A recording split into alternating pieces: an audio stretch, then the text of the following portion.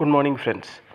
சில ஃப்ரெண்ட்ஸ் வந்து கேட்டிருக்காங்க, சார் நான் ட்ரேடிங்கில் லாஸ் பண்ணிக்கிட்டு தான் சார் இருக்கேன், ஆப்ஷன் பையிங்கில்.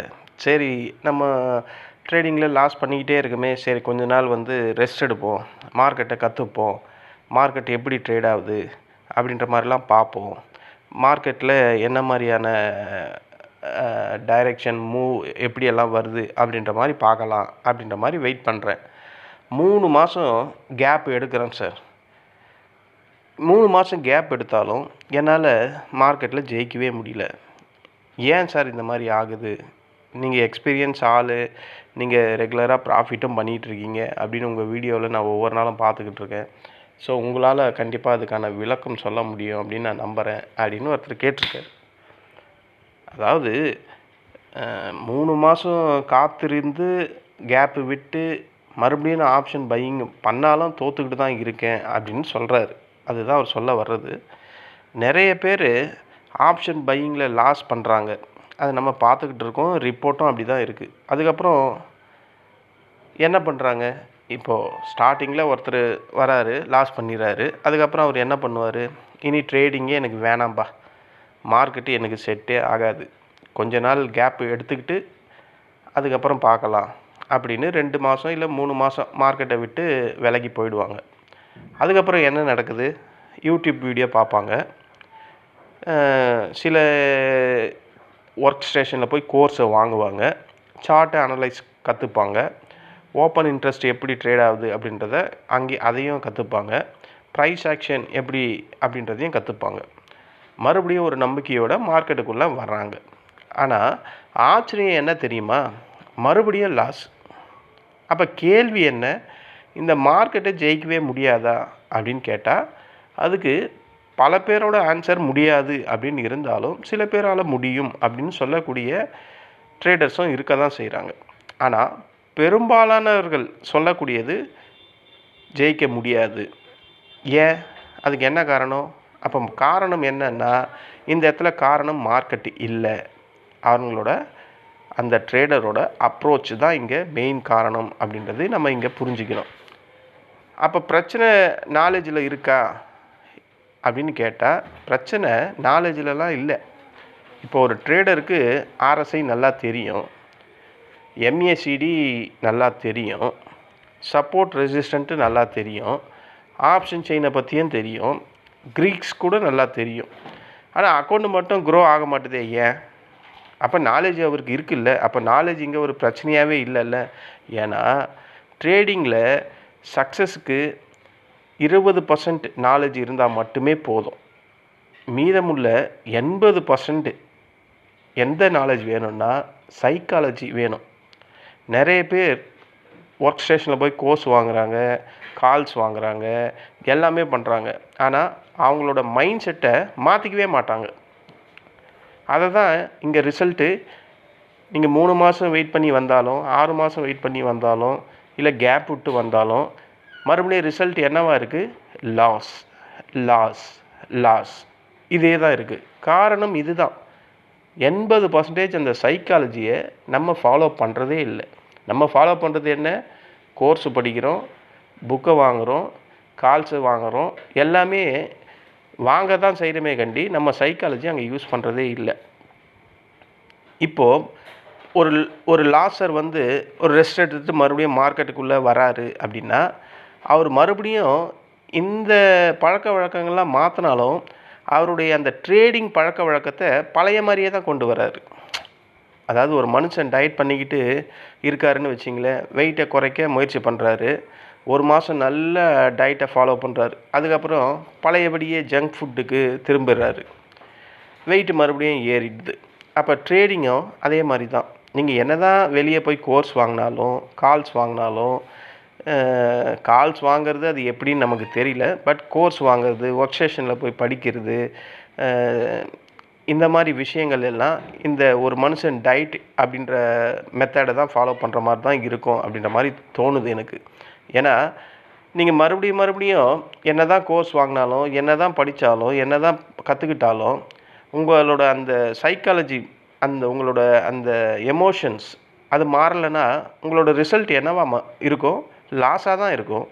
நீங்கள் என்ன தான் எத்தனை மாதம் பிரேக் எடுத்தாலும் மறுபடியும் உங்களுக்குள்ளே பழைய ஸ்ட்ராட்டஜியெல்லாம் போய் புதிய ஸ்ட்ராட்டஜி வந்தாலும் மறுபடியும் உங்களுக்குள்ளே இருக்கக்கூடிய அதே ஓவர் ட்ரேடிங், அதே ரிவெஞ்ச் ட்ரேடிங், அதே ஃபோமோ என்ட்ரி, அதே ஸ்டாப் லாஸ் போடாத அந்த பிஹேவியர் தான் மறுபடியும் உங்கள் புதிய ஜேர்னியில் மறுபடியும் உங்கள் பழைய அந்த எமோஷன்ஸ், அந்த சைக்காலஜி ப்ரெஷர்ஸ் தான் வரப்போகுது.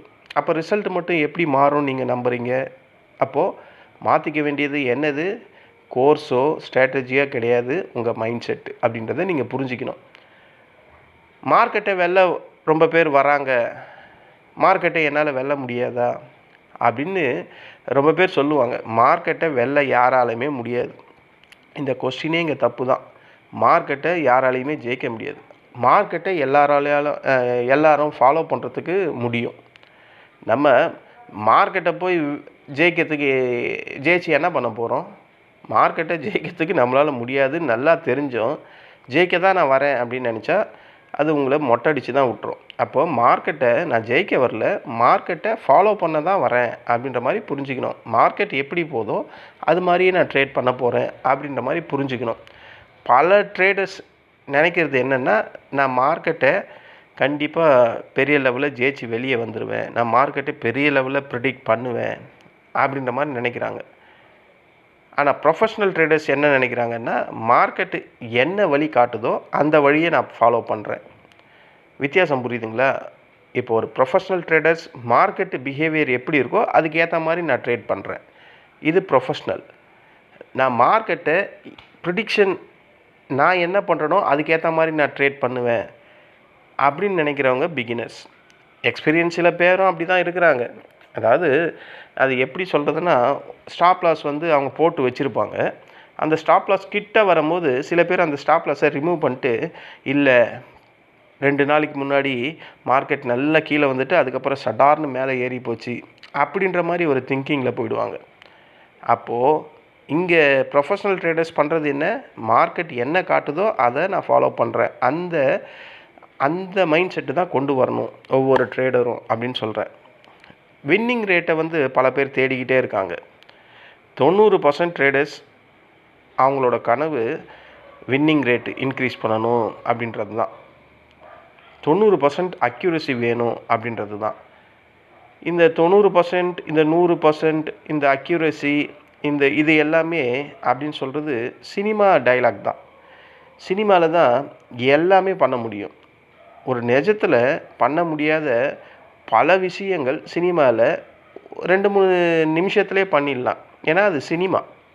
சினிமாவுக்கும் ரியல் லைஃபுக்கும் வேறுபாடுகள் அதிகம். சினிமாவில் 100 பேரை போட்டு ஒரு ஹீரோ அடிச்சிடலாம், ரியல் லைஃப்பில் முடியுமா? ஸோ அந்த மாதிரி வித்தியாசங்கள் ரியல் மார்க்கெட்லேயும் உண்டு. ஓகேங்களா? ஒரு ரியல் மார்க்கெட்டு ஒரு பெரிய ட்ரேடர் கூட 40-50% லாஸ் ஆகிறதுக்கும் வாய்ப்பு இருக்குது. ஓகேங்களா? அதே நேரத்தில் வின் பண்ணுற ப்ராபபிலிட்டியும் அதிகமாக இருக்குது. ரியல் மார்க்கெட்டில் சொல்கிறேன். சினிமா மாதிரி நம்ம ஹீரோ நினச்சிக்கிட்டு ஹீரோ பேசுகிற டைலாக்கை பேசிக்கிட்டு நிஜத்தில் நம்மளும் எங்கேயாவது தப்பு நடக்கும் போது தட்டி கேட்டேன்னு வச்சுக்கோ, வாயில் இருக்க பல்ல தட்டுருவாங்க 2-3 பேர் இருக்கிற இடத்துல. ஸோ அப்போது அது கேலி குத்தம் ஆகிடும். அப்போது ரியல் தான் நமக்கு தேவை. அப்போது ரியல் மார்க்கெட்டில் என்ன பண்ணணும்? ஒரு பெரிய ட்ரேடராக இருந்தாலும் ரியல் மார்க்கெட்டில் அவங்களும் லாஸ் பண்ணுறதுக்கான வாய்ப்பு இருக்குது. அந்த லாஸையும் கண்ட்ரோல் பண்ணி வின் பண்ணுற அந்த சைக்காலஜி, அந்த மெத்தடை தான் கற்றுக்கணும். ப்ரொஃபஷ்னல் ட்ரேடர்ஸ் மாதிரி ஆகணும் அப்படின்ற மாதிரி நான் சொல்கிறேன். இந்த வித்தியாசங்களெல்லாம் நம்ம புரிஞ்சுக்கணும். ஓகேங்களா? அதாவது ஒரு லூசர் ட்ரேடர் இருக்கார் அப்படின்னு வச்சிங்களேன். அவங்க ஒரு 5000 ரூபாய் லாஸ் பண்ணி 1000 ரூபாவை வின் பண்ணுறத பெருசாக பேசுவாங்க. ஆனால் ஒரு ரியல் வின்னர், ஒரு ப்ரொஃபஷ்னல் ட்ரேடர் வின் பண்ணுறவங்க 1000 ரூபாய் லாஸ் பண்ணாலும் அந்த லாஸை வின்னிங்காக 5000 ரூபாவை மாற்றுறதுக்கான ஸ்டெபிலிட்டி அவங்கக்கிட்ட அந்த டேலண்ட் இருக்கும் அப்படின்னு சொல்கிறேன். அதை தான் நம்ம வளர்த்துக்கணும். அதாவது ரிஸ்க் ரிவார்டு அப்படின்றது பல பேருக்கு இங்கே புரியவே மாட்டுது. ரிஸ்க் ரிவார்டு நல்லா தெரிஞ்சவங்க கண்டிப்பாக இந்த கோர்ஸ் எல்லாம் போய் சேர மாட்டாங்க அப்படின்றது என்னுடைய கணிப்பு. ஏன்னா நம்மக்கிட்ட இவ்வளோ அமௌண்ட் இருக்குது, இதுக்கு ஏற்ற ரிஸ்க் எடுக்கணும் அப்படின்ற அந்த ஸ்ட்ராட்டஜி தெரிஞ்சால் நம்ம எதுக்கு கோர்ஸ் எல்லாம் வாங்கிக்கிட்டு ஒவ்வொரு ஒர்க் ஸ்டேஷன்லேயும் போய் கற்றுக்கிட்டு இருக்கிறோம்? நமக்கே தெரிஞ்சிருமே எல்லாமே. நம்ம அதில் இன்வால்மெண்ட்டாக இறங்குறதே கிடையாது. நீங்கள் போகிற கோர்ஸ் சென்டரில், ஒர்க் ஸ்டேஷனில் எல்லா இடத்துலையும் என்ன சொல்லித்தராங்க? செட்டப்பை தான் சொல்லி தருவாங்க. கரெக்டாக? உங்களுக்கு இப்படி பண்ணால் இப்படி பண்ணணும், இந்த இந்த டைமில் இப்படி பண்ணணும், இந்த மாதிரி இறங்கிடுச்சுன்னா இதுக்கு ஆப்போசிட்டில் இதை பண்ணணும், அது இதுன்னு எதையோ சொல்லுவாங்க. எல்லாமே செட்டப் தான். ஆனால் ரியலான அந்த 80% அந்த பேஷன்ஸ் யார் கற்றுக் கொடுப்பா? அந்த 80% பேஷன்ஸ் இருந்தால் மட்டும்தானே உங்களால் ஜெயிக்க முடியும். அதை அப்போ யார் கற்றுக் கொடுக்குப்பா? யாராலையும் கற்றுக் கொடுக்க முடியாது. மார்க்கெட்டு தான் கற்றுக் கொடுக்கும். அதை நம்ம கற்றுக்கினா மட்டும்தான் உண்டு. அப்போ அந்த 80% அந்த பொறுமையை கற்றுக்கிறதுக்கு நம்ம பல லட்சங்களை மார்க்கெட்டில் இழந்துக்கிட்டே தான் இருக்கும். இதுதான் உண்மையான விளக்கம். நீங்கள் என்ன தான் கோர்ஸில் போயிட்டு அதை கற்றுக்கினாலும், இதை கற்றுக்கினாலும், எல்லாம் கற்றுக்கினாலும் அதுக்கான பொறுமை உங்கள்கிட்ட வேணும். ஒரு நல்ல செட்டப்பு மார்க்கெட்டில் ஒவ்வொரு நிமிஷமும் வந்துக்கிட்டேவா இருக்கும்? ஒரு மார்க்கெட்டில் வராது. கண்டிப்பாக வரும். ஒரு 2-3 ஒரு 9:15 3:15 வரையும் மார்க்கெட் ட்ரேட் ஆகுதுன்னா எல்லா நிமிஷத்துலேயும் செட்டப்பு நல்ல செட்டப் வந்துக்கிட்டே எல்லாம் இருக்காது. ஒரு 6 மணி நேரம் ட்ரேட் ஆகுதுன்னா அதில் 5-6 செட்டப் மார்க்கெட்டுக்கு ஏற்ற மாதிரி, நம்ம ட்ரேடிங்க்கு செட்டப்புக்கு ஏற்ற மாதிரி வர்றதுக்கு வாய்ப்பு இருக்குது. ஆனால் எல்லா செட்டப்லேயும் ட்ரேட் பண்ணக்கூடியவங்க ப்ரொஃபஷ்னல், அவங்களுக்கான செட்டப் வரும்போது. ஆனால் எல்லா நிமிஷத்துலேயும் ட்ரேட் பண்ணக்கூடிய மாதிரி மைண்ட் செட் இருந்தால் எப்படி நம்மளால் ஜெயிக்க முடியும்? இப்போது 15 மினிட்ஸ்னு நடக்குது. எல்லா 15 மினிட்ஸ்லேயும் ட்ரேட் பண்ணால் எப்படி நம்ம ஜெயிக்க முடியும்? நமக்குன்னு ஒரு செட்டப் வரணும். அந்த செட்டப் வர வரையும் கூட நம்மக்கிட்ட பொறுமை இல்லைன்னா நம்ம எப்படி பெரிய ட்ரேடராக, வின்னிங் ட்ரேடராக, ஒரு ப்ரொஃபஷ்னல் ட்ரேடராக மாற முடியும்? அப்புறம் நீங்கள் என்ன தான் கோர்ஸ் கற்றுக்கிட்டாலும், டெலகிராமில் ஜாயின் பண்ணிக்கிட்டாலும், இல்லை எல்லா விஷயங்களும் பண்ணிக்கிட்டாலும், இது இல்லாமல் நீங்கள் எப்படி வின் பண்ண முடியும் அப்படின்றத நம்ம புரிஞ்சுக்கணும். ட்ரேடிங்கே நமக்கு பண்ண முடியாத இடத்துல இன்றைக்கி ட்ரேடிங் வேணாங்க, விட்டுடலாம், நாளைக்கு பார்த்துக்கலான்னு அப்படின்னு எத்தனை பேரால் முடியும்?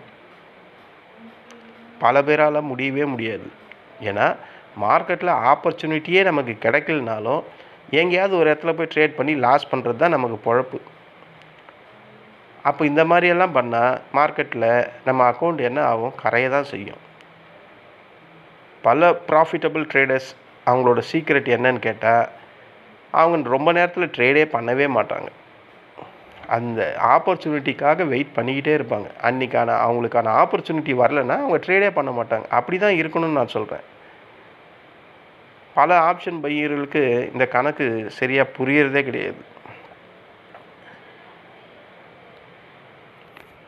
எந்த கணக்குன்னு கேட்குறீங்களா? ஆப்ஷன் பையிங்கில் நீங்கள் டைரெக்ஷனை மட்டும் சரியாக பார்த்தா மட்டும் போதாது. டைரெக்ஷன் சரியாக இருக்கணும், டைமிங் சரியாக இருக்கணும், அந்த மொமெண்டம் வேகம் சரியாக இருக்கணும், அதுக்கு விக்ஸும் சப்போர்ட் பண்ணணும்.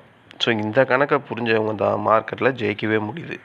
ஸோ இதையெல்லாம் சேர்ந்து வரும்போது தான் ப்ரீமியம் பெரிய லெவலில் நமக்கு இன்க்ரீஸ் ஆகிறதுக்கும் உதவும். அதனால தான் பல ட்ரேடர் மார்க்கெட் டைரெக்ஷனை சரியாக கணிச்சாலும்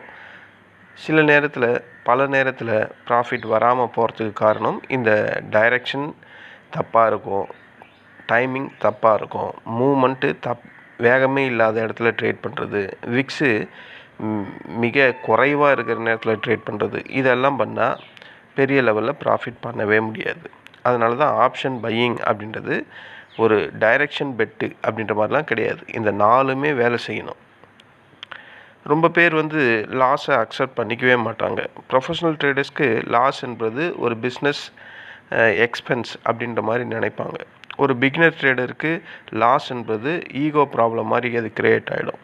அவங்க என்ன நினைக்கிறாங்கன்னா, மார்க்கெட் என்னை தவறாக ப்ரொஜெக்ட் பண்ண மாதிரி விரும்புது அப்படின்ற மாதிரி ஃபீல் பண்ணுறாங்க. ஆனால் அதனால் அவங்க என்ன பண்ணுவாங்க, ஸ்டாப் லாஸை போடவே மாட்டாங்க. அப்போது ஸ்டாப் லாஸ் போடாமல் போயிட்டா ஒரு சின்ன லாஸ் வர வேண்டிய இடத்துல ஒரு மீடியம் லாஸ் வரும். அங்கேயும் ஸ்டாப் லாஸ் போடலன்னா ஒரு பெரிய லாஸ் வரும். இறுதியில் என்ன ஆகும்? இதே மாதிரி கண்டினியூ பிஹேவியர் வந்தால் அக்கௌண்ட்டே டேமேஜ் ஆகும். மார்க்கெட்டில் வெற்றி பெறுறதுக்கு சீக்ரெட் ஸ்ட்ராட்டஜி அப்படின்னு ஒன்று தேவையே கிடையாது. பல பேர் இன்னமும் இண்டிகேட்டரை தேடுறாங்க, இன்னும் சில பேர் கோர்ஸை தேடுறாங்க, இன்னும் சில பேர் டெலிகிராம் குரூப்பை தேடுறாங்க. உண்மையில் நம்ம தேட வேண்டியது என்னென்னா, மார்க்கெட்டில் பணம் சம்பாதிக்கிறவங்க எக்ஸ்ட்ராடனரி ஸ்ட்ராட்டஜி தான் பயன்படுத்துகிறாங்க அப்படின்றதெல்லாம் ஒன்று கிடையாது. ஆர்டினரி ஸ்ட்ராட்டஜியே போதும். அது நம்ம எக்ஸ்ட்ராடனரி ஸ்ட்ராட்டஜி வேணுன்றதுனால இதெல்லாம் பண்ணுறோம். இந்த ஆர்டினரி ஸ்ட்ராட்டஜி கொஞ்சம் தெரிஞ்சாகவும் நம்ம டிசிப்ளினோடு ட்ரேட் பண்ணால், மார்க்கெட்டை ஃபாலோ பண்ணால், மார்க்கெட்டுக்கு எதிரான டைரெக்ஷனில் போகாமல் இருந்தால் நம்ம மார்க்கெட்டில் வின் பண்ணலாம். மார்க்கெட்டில் ஜெயிக்க முடியுமா கேட்டால், மார்க்கெட்டை ஜெயிக்க முடியாது. ஆனால் மார்க்கெட்டை மேனேஜ் பண்ணி ஃபாலோ பண்ண முடியும். அது வேணும்னா நம்மளால் முடியும். ஸோ நம்மக்கிட்ட இந்த fear, greet, FM, over confidence, impatiens இந்த பிஹேவியர்லாம் இருக்க வர நம்மளால் மார்க்கெட்டில் ரொம்ப நாள்லாம் சஸ்டெயின் பண்ண முடியாது. ஸோ இதை எல்லாத்தையுமே நம்மக்கிட்டேருந்து வெளியே எடுத்து போட்டுட்டா நம்ம மார்க்கெட்டில் சஸ்டெயின் பண்ணலாம். ஸோ அதனால் ஃப்ரெண்ட்ஸ், அந்த ஃப்ரெண்ட்ஸ் கேட்ட மாதிரி 3 மாதம் கேப் எடுத்தாலோ, இல்லை 10 கோர்ஸு வாங்கினாலோ, இல்லை 100 வீடியோ பார்த்தாலோ ஒரு ட்ரேடர் ப்ராஃபிட்டபிள் ட்ரேடராக மாற முடியாது.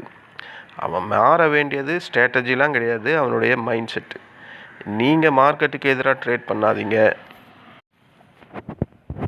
உங்களுடைய ஈகோக்கு எதிராக ட்ரேட் பண்ணுங்கள்.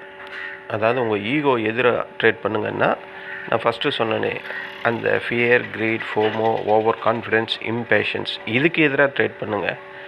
அப்படி பண்ணால் மட்டும்தான் நம்மளால் மார்க்கெட்டில் நம்மளோட ட்ராவல் ஸ்மூத்தாக, ஈஸியாக போகிறதுக்கான வாய்ப்பு இருக்குது. நம்ம இதை எப்போ நம்ம ஃபாலோ பண்ணுறோமோ அந்த நாள்லேருந்து தான் நம்ம ட்ரேடிங் ஜேர்னி பெருசாக வளர ஆரம்பிக்குது அப்படின்றத நம்ம புரிஞ்சுக்கலாம். இதுதான் ஃப்ரெண்ட்ஸ் அந்த நண்பர் கேட்டது.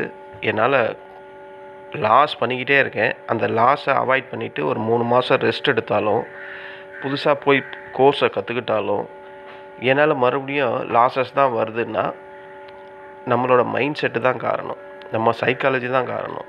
நம்ம புதுசாக கற்றுக்கிட்டாலும் நம்மக்கிட்ட இருக்கக்கூடிய அந்த பழக்க வழக்கங்கள் மாறாதனால மறுபடியும் லாஸஸ் தான் வரும். அதை நம்ம முதல்ல மாற்றணும் அப்படின்னு நான் சொல்லி முடிக்கிறேன். இந்த வீடியோ உங்களுக்கு பிடிச்சிருந்தா என்னுடைய சேனலை சப்ஸ்கிரைப் பண்ணுங்கள். நன்றி, வணக்கம்.